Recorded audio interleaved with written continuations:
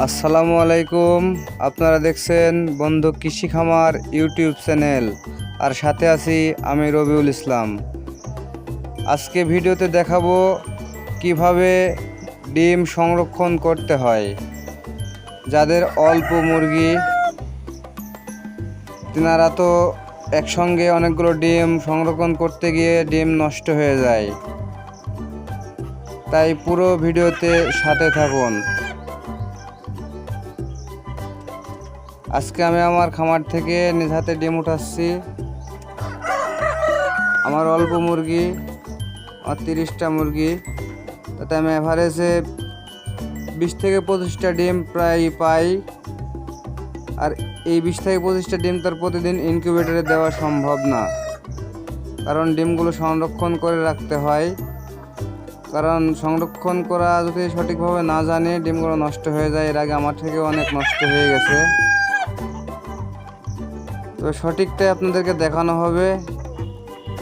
তো আমার চ্যানেলে কেউ যদি নতুন হয়ে থাকেন, অবশ্যই ভিডিওতে একটা লাইক দিয়ে, কমেন্ট করে, শেয়ার করে, সাবস্ক্রাইব করে পাশে থাকবেন। নতুন নতুন ভিডিও পেতে চ্যানেলটি অবশ্যই সাবস্ক্রাইব করবেন। তবে আপনাদেরকে অবশ্যই দেখাবো ডিম কীভাবে সংরক্ষণ করতে হয়। এই যে আমার ডিম তোলা প্রায় শেষের পথে। আজকে আমার মুরগি ডিম যা দিয়েছে, এবার আপনাদেরকে দেখাবো কত পিস ডিম পেলাম। 1 2 3 4 5 6 7 8 9 10 11 12। আজকে আমার মুরগি 12 পিস ডিম দিয়েছে, কারণ আমার 12 পিস ডিম তো সংরক্ষণ করে রাখতে হবে। কীভাবে সংরক্ষণ করবো অবশ্যই আপনাদেরকে দেখাবো, সাথেই থাকুন। এই যে আমি এখন আমার ফ্রিজের ভিতরে ডিমগুলো সংরক্ষণ করব।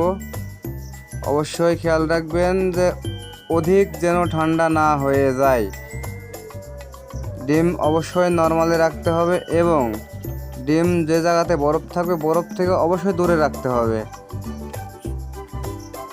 এভাবে ডিম সংরক্ষণ করে 2 থেকে 3 সপ্তাহ রেখে দেবেন, কোনো সমস্যা হবে না ইনশাআল্লাহ। প্রয়োজনে স্ক্রিনে দেওয়া নাম্বারে ফোন করবেন। ধন্যবাদ।